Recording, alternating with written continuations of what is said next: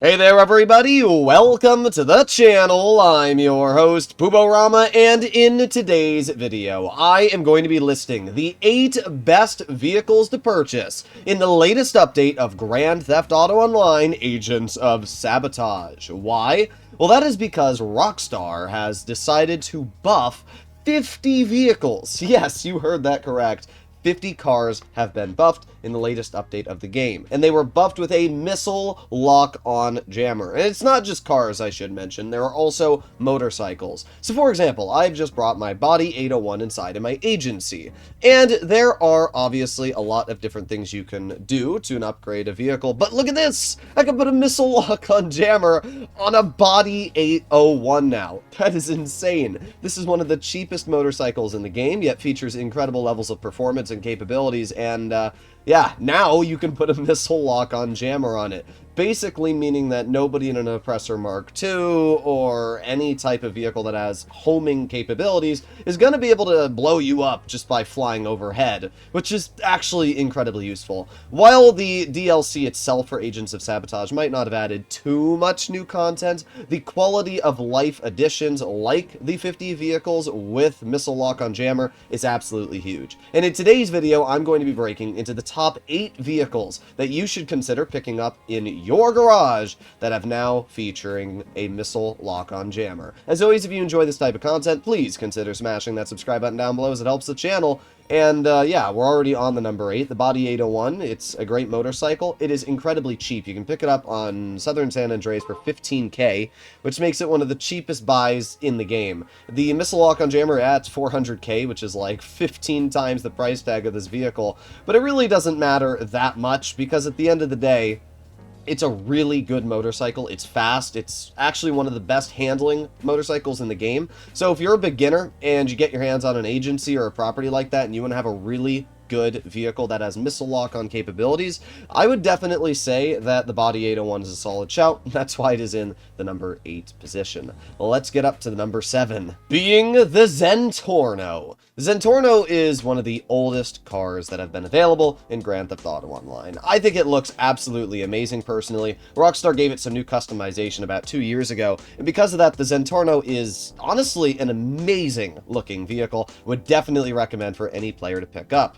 It's fairly inexpensive at around $700,000, and not only that, but it still features great lap time and overall acceleration, making this not only an old car, but a very, very fun old car at that to still drive around in the streets of Los Santos. I actually really like the livery options that Rockstar has put on the vehicle as well. The Zentorno, just like the Bati 801, now has the ability to fit a missile lock-on jammer to, and judging that there's probably a decent amount of people that own this car already, this is definitely a vehicle I would recommend to pull out of the dusty garage and maybe drive it around for a bit. It's a great pickup, a great buy, and definitely worthy of being in the number 7 position. There's obviously nothing out of the world when it comes to the Zentorno, but I think for the price tag, it is a really, really good shout, and definitely something to consider picking up. Next up, we have the Vigero ZX, which I absolutely love the look of. I'm a big fan of Camaros, and I think that this is a great looking Camaro at that. This is actually my stock Vigero. Sometimes I like to have vehicles that I just fully upgrade in terms of performance, but not looks, because I think they look pretty nice stock, and this one I do. But the Vigero ZX, if you're playing on next generation console like PS5 or Xbox One S, you are able to get a HSW upgrade on this vehicle, allowing it to go a ridiculous 150 miles per hour. So it's a great car if you want to get speedy on next-gen console, and even if you're playing on the PC like me right now, you can still achieve a pretty good top speed in this vehicle. It's got decent handling for the muscle cars category. It's actually a really, really solid muscle car, and I'm really happy that Rockstar did give this one, and I would assume the convertible as well, a missile lock-on jammer, allowing this car to just be that little bit more fun to drive. I'm definitely glad that I picked up the Vigero ZX on the Black Friday weekend because it cost me a lot of money, but now that I'm going to be able to put a missile lock-on jammer on it paired with HSW, it's going to be really, really fun to mess around with, and I actually can't wait to drive drive the car more. So Vigero ZX, it's a really good muscle car. It's, I think, the only muscle car in today's video, but I wanted to throw one in there, and this is definitely the best of the bunch. So if you like the Vigero, this is definitely a vehicle that is worthy of picking up right now, and it's also on discount this week at the time of recording. However, if you're watching in the future, that probably won't be the case. Next, we have the Krieger, the Benefactor Krieger. This is one of the best supercars in the game. First of all, if you're not playing on next generation console, it is by far one of the best handling and lap time, top speed cars, really everything you'd want. It is an amazing supercar in that area, and you're never ever going to have to worry about really buying another supercar when it comes to the Krieger. Not only that, but it's really, really stylish. I think it has great overall customization going for it. It sounds amazing. The Krieger is definitely one of the best supercars in the game. It's right up there next to the Emirates. I'm actually a little disappointed Rockstar only gave the Krieger the missile lock-on jammer and not the Emirates, but with that being said, I think there's a clear winner now between the two vehicles, and it's definitely this one. The only real setback for the Krieger is its almost $3 million price tag. If you add that on with the $400,000 missile lock-on jammer, paired with all the other upgrades, you're probably going to be spending close to around $4 to $5 million to get this vehicle fully upgraded. So yeah, it's going to be an expensive purchase, but I can definitely tell you if you're looking for like the best supercar to just drive, chill, not really worry about any issues with handling, the Krieger is definitely an amazing shout and something that I would personally recommend to consider picking up. But yeah, really, really good vehicle overall, and an amazing choice for Rockstar to give the missile lock-on jammer once again. We move on to one of the best cars, at least when it comes to the sports classics category, which is the Sterling GT. First of all, I think the Sterling GT looks absolutely fantastic. I mean, it's amazing. It's got rally styles if you want to go with that, which is kind of what I've done with mine here, but you can go with really any design you want, and the Sterling GT is going to look absolutely amazing. Not only is this car stylish, but it's also incredibly fast. On next-gen console, this is one of the fastest HSW vehicles in the game, going upwards of 156 miles per hour, which is absolutely ridiculous. It sounds amazing, which is also a really, really solid dub. In general, the Sterling GT is a fantastic sports classics, and I can't really say anything negative about it. I remember at one point this vehicle had a glitch when they added liveries and the entire front and back pane of glass was bulletproof, but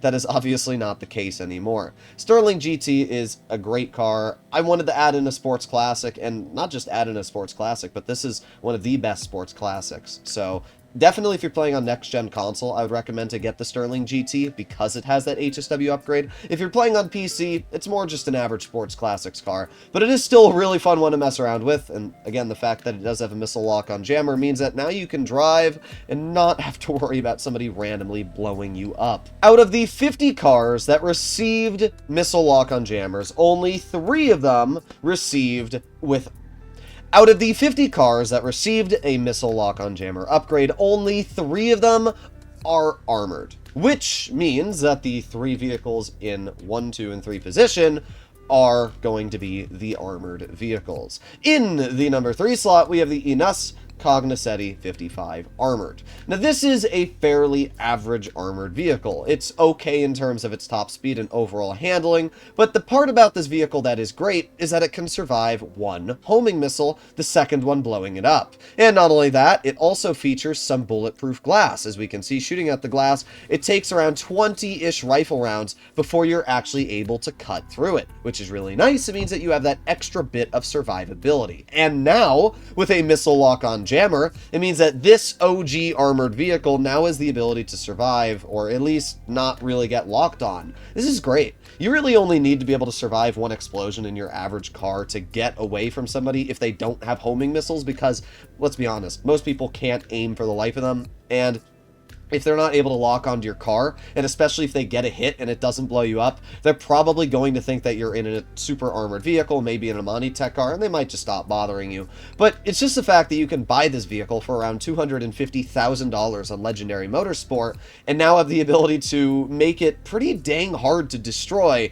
That's actually really, really good if you ask me, especially for some beginner players out there. I would definitely recommend to consider picking up the Cognoscenti 55. It's pretty fun, and might not be the most stylish vehicle, but it's definitely a solid shout if you want an armored car that can survive quite a bit.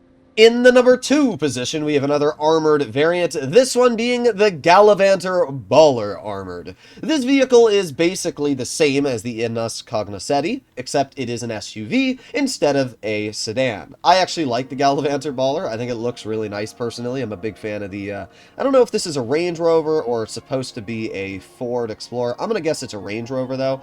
Either way, I think it looks really, really nice, and not only that, it's pretty good at off-roading, it's got decent handling in general, and it's a fun SUV to mess around with. Armor-wise, missile lock-on jammer-wise, everything is exact same as the last vehicle I talked about. So it has semi-bulletproof glass, it survives one explosion, the second one blowing it up. So nothing incredible, but again, it's that nice little ease of comfort that you can drive around in this vehicle and not have to worry about instantly being blown up if somebody tries to mess with you. You actually have a little bit of time to run away. And again, this is an incredibly cheap vehicle. I mean, you can see both of them if we go over to Travel and Transport, Legendary Motorsport, we scroll to 4 doors and sort by price.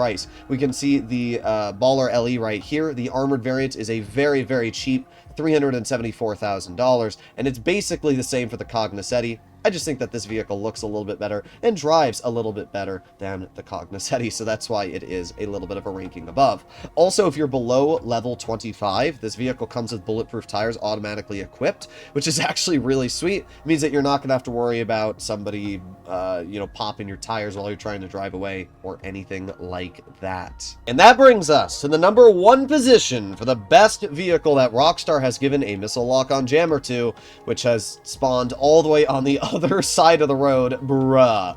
But that vehicle would be the Duke O Death. Why? Well, the Duke O Death really features just about everything you'd want going for it. And I think that, to be honest, the Duke O Death is now the best armored vehicle in the game. I've been saying for a while that I think the Duke is an incredible armored vehicle and kind of checks all the boxes if you're looking for, something that's really, really solid.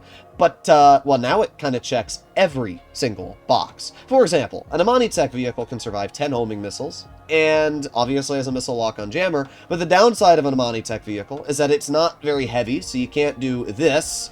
And not only that, but Amani Tech vehicles lack that bulletproof protection. I mean, yes, an STX can survive multiple explosions and does have the ability to have bulletproof glass, but here's the problem with the bulletproof glass on Amani Tech vehicles. You have to shoot back.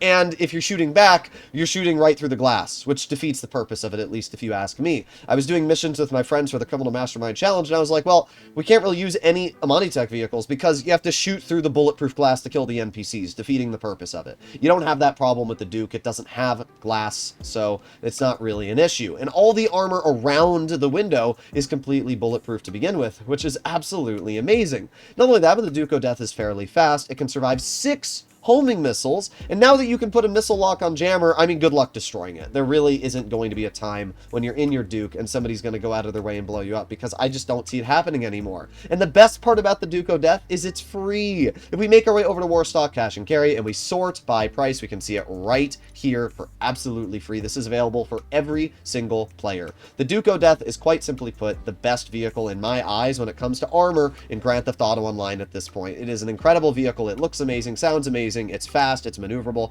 it's super heavy, which means you can send cars out of your way. Definitely pick up the Duke. There's really no excuse why you can't. It's free. All it is a garage slot, I guess, right? But now that it has that missile lock-on jammer, this thing is absolutely insane. I'm going to have a whole video dedicated to the Duke in the future to really let people know why it's so good. But for now, that's all we got. All 8 vehicles that I think you should consider picking up this week and this whenever you're playing GTA. I'll see you all in the next one. Bye-bye.